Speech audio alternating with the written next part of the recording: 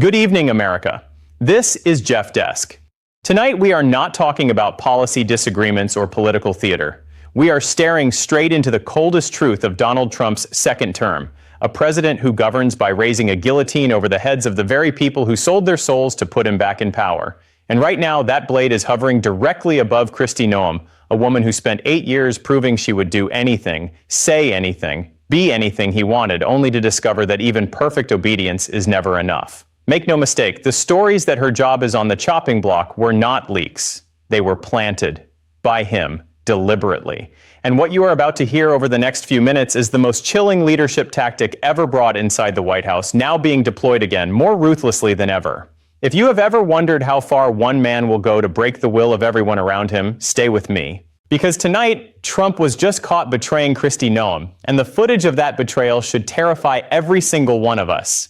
Trump is deliberately leaking firing stories about Kristi Noem to keep her terrified and obedient. Make no mistake, the stories that have been circulating for weeks, the ones that say Kristi Noem's days as Secretary of Homeland Security are numbered, the ones that claim she has lost the president's confidence over the Minnesota raids, did not appear by accident. They were planted. They were fed to reporters by people inside Trump's orbit who were given the green light to do exactly that. And the person who gave that green light is Donald Trump himself. This is not speculation. This is the testimony of Miles Taylor, the former chief of staff at the Department of Homeland Security, who watched Trump operate up close during the first term. Taylor has now gone on the record to say that Trump and his inner circle used to do this constantly. They would pick a cabinet member, decide it was time to remind that person who the real boss was, and then quietly slip a story to a friendly reporter. Sources close to the president say the secretary is on very thin ice. Her resignation could be demanded at any moment. Within hours, the story would be everywhere. The target would see it on television, read it on their phone, hear their own staff whispering about it in the hallway. They would feel the floor drop out from under them. They would spend the next 48 hours in a state of pure panic, calling allies, begging for information, trying to figure out what they had done wrong and how they could fix it before the axe fell. And then, just when the fear had reached its peak, Donald Trump would step in front of the cameras, flash that trademark smirk, and say the exact opposite. She's doing a fantastic job. Nobody's getting fired. Great person. Tremendous loyalty. He would say it casually, almost bored, as if the entire firestorm had never happened. That is the moment the trap snaps shut, because now the target understands the new rules. They understand that the stories can appear again tomorrow. They understand that the president can destroy their reputation with a single phone call to a reporter. They understand that their survival depends not on performance, not on results, not on loyalty already proven 1,000 times over, but on whether Donald Trump wakes up that morning and decides he feels like twisting the knife. Kristi Noem is living inside that trap right now. She knows the stories are coming from Mar-a-Lago or from whichever aide Trump whispered to that week. She knows they are lies. She knows her job is not actually in danger today, but she also knows that it could be tomorrow. One wrong sentence in a meeting, one interview that Trump decides was not sufficiently worshipful, one day when she fails to defend him with enough ferocity on television, and the next wave of stories will appear. Only this time, they might not be lies anymore. That is the entire point of the exercise, to replace genuine loyalty with raw terror. Trump does not want Kristi Noem to serve the country. He wants her to serve him. He wants her to look at every decision through the single question, will this make Donald Trump angry? He wants her to hesitate before she corrects him, to flinch before she offers independent advice, to stay silent when she sees something dangerous or illegal. He wants her humanity eroded day by day until all that remains is a nervous, obedient shell that will do anything, say anything, sign anything to avoid the next round of leaks. And the cruelest part is that Kristi Noem spent years auditioning for this treatment. She humiliated herself on national television defending him. She turned South Dakota into a laboratory for his culture war obsessions. She posed with him at Mount Rushmore, smiled for the cameras at his rallies, echoed his lies about the election, and reportedly begged to be his vice president. She thought that if she just proved her devotion enough, if she just groveled hard enough, she would finally be safe inside the magic circle.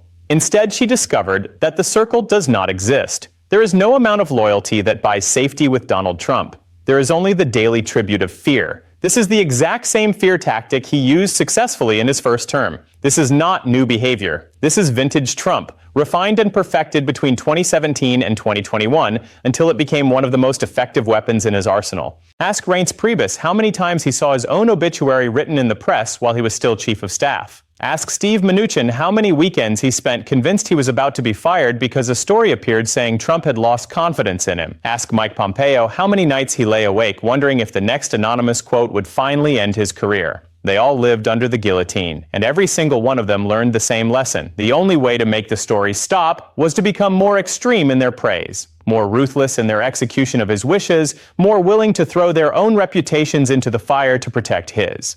Trump discovered something important during those 4 years. Fear works better than loyalty. Actual loyalty requires respect, reciprocity, basic human decency. Fear requires none of those things. Fear is cheap. Fear is renewable. Fear can be manufactured with a single phone call and replenished every time the target starts to feel safe again. He watched cabinet members who came in as independent figures, proud men and women with their own records and their own beliefs, slowly transform into nervous courtiers who spoke only in praise, who flinched at every raised eyebrow, who competed with each other to demonstrate the most extravagant devotion. He watched the entire senior staff turn into a palace of whispered paranoia where everyone suspected everyone else of disloyalty, where careers could be ended with a rumor, where the only thing that mattered was staying on the right side of a man whose moods changed by the hour. And he decided it was good. He decided it was the perfect system, because in that environment, no one ever tells him he is wrong. No one ever pushes back. No one ever risks anything to protect the country from his worst impulses. They all just nod and smile and wait for the next blade to drop on someone else. That system worked so well the first time that he is now reinstalling it piece by piece in his second term. The names change, the faces change, the mechanism stays exactly the same. Kristi Noem is simply the latest person to discover that the price of proximity to Donald Trump is permanent terror, and she will not be the last. He plants the knife in her back, then publicly praises her to tighten the psychological leash. The sequence is always identical and always deliberate. First, the leak hits. Noem is done. Trump is furious about Minnesota. Resignation letter already drafted. She wakes up to the blade already swinging. Her phone explodes. Reporters camp outside. Her own staff look at her like she's already gone. Then, at the exact peak of her panic, Trump strolls out, shrugs, and says she's fantastic, irreplaceable, one of the best. The praise is delivered with a smirk because he knows she's watching. That praise is not comfort. It is the chain being yanked tighter. She feels the knife slide between her ribs and the hand patting her cheek at the same moment. The message is crystal clear. I can kill you whenever I want, and I can save you whenever I want, and both are only to remind you that you belong to me now. The goal is total control. No one dares contradict him or show independence. Every leak, every denial, every public hug after the stabbing is designed for one purpose only: to murder independence before it can even draw breath. Trump does not want advisors. He wants hostages who still wear suits. He needs Noem and every other cabinet member to run every decision through the single filter of, will this upset him today? He needs them to hesitate before correcting a lie, to swallow objections, to sign orders they know are cruel or illegal because the alternative is professional death. The moment anyone shows a flicker of autonomy, the leaks restart, the guillotine creaks, and everyone in that building learns the same lesson. The safest thing to do is nothing unless it is exactly what he already wants. That is not governance. That is a cult with the nuclear codes. Kristi Noem spent years proving absolute loyalty and is still being betrayed.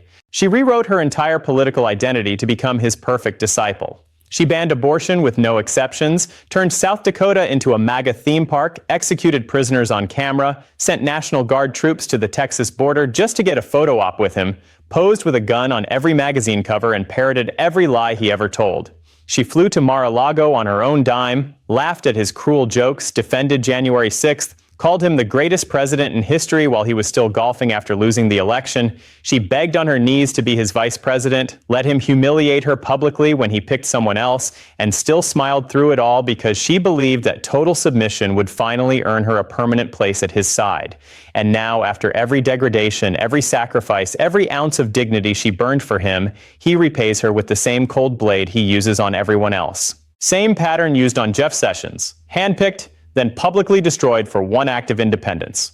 Trump personally chose Sessions as the very first senator to endorse him, bragged that he was the most loyal man in Washington, made him attorney general, and then obliterated him the moment Sessions followed the law and recused himself from the Russia probe. Overnight, Sessions went from hero to weak, disgraceful, mentally retarded, a dumb Southerner, and Mr. Magoo. Trump mocked his accent, questioned his manhood, called him a traitor on live television, and kept attacking long after Sessions resigned in humiliation.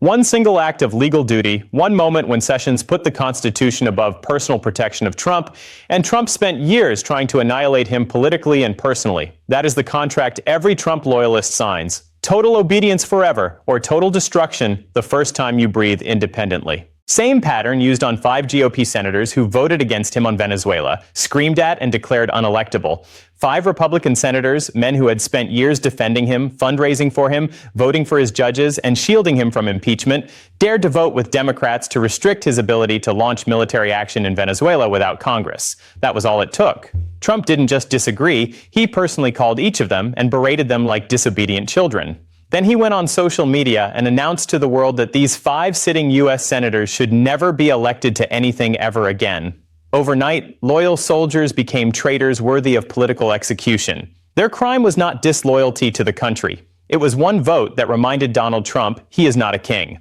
And for that single reminder, he vowed to end their careers and brand them forever as enemies of the movement. Trump demands loyalty from everyone but gives loyalty to no one. Loyalty for Donald Trump is a one-way street that ends at his feet. He demands it like oxygen, extracts it like blood, and then discards the donor the moment the supply is no longer pure or immediate.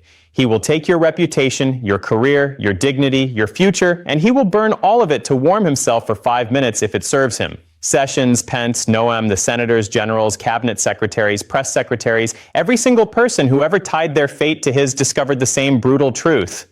The second you are no longer useful, or the second you show even a flicker of self-preservation, the knife comes out. There is no inner circle, no safe harbor, no reward for years of service. There is only the endless hunger for fresh proof that you will degrade yourself again today. Loyalty to Trump is not reciprocated. It is consumed. This is mob boss governance through deliberate betrayal and fear. This is not the Oval Office. This is a dimly lit back room in a Queens social club circa 1973. Donald Trump does not see himself as president of a republic. He sees himself as the don of a crime family that happens to control the federal government.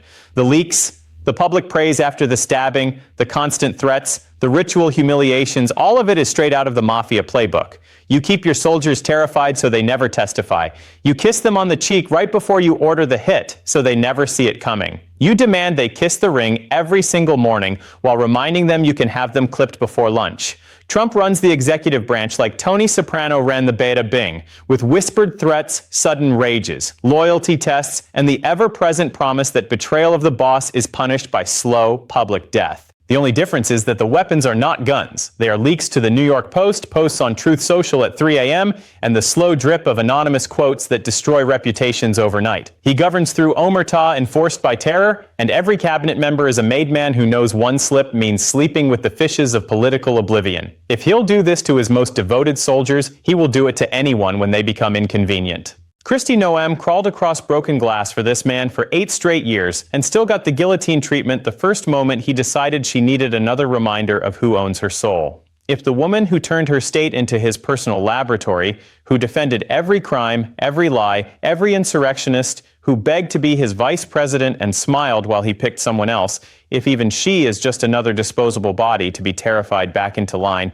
then no one is safe. Not the generals, not the judges he appointed, not the billionaire donors, not the Fox News hosts, not the MAGA members of Congress, not the millions who chanted his name on January 6th. Every single one of them is on borrowed time. The moment any of them becomes a liability, the moment any of them shows the tiniest crack of independence, the moment any of them is no longer useful in the daily war against reality itself, the blade will drop on them too. Trump has no friends, no allies, no ride or die soldiers, only future victims who haven't yet outlived their usefulness. The loyalty he demands is infinite. The loyalty he returns is zero. And when your name finally appears in the anonymous quote that says, "The president has lost confidence," you will realize far too late that you were never on his team. You were always just the next body he planned to throw to the wolves to keep the pack running in fear behind him. That is the final brutal lesson of Donald Trump's America in 2026. There are no loyal soldiers. There are only future victims who haven't been discarded yet. If he will raise the guillotine over Kristi Noem after everything she sacrificed, then no one, absolutely no one, is safe when they finally become inconvenient to him. This is not leadership. This is domination wearing the mask of government. You just watch the truth they don't want you to see. If this report shook you, Do two things right now. Right. Hit subscribe to Jeff Desk so you never miss the next one, and drop one word in the comments, guillotine. Let them know we see exactly what he's doing. This is Jeff Desk. Stay awake, America. We'll see you in the next one.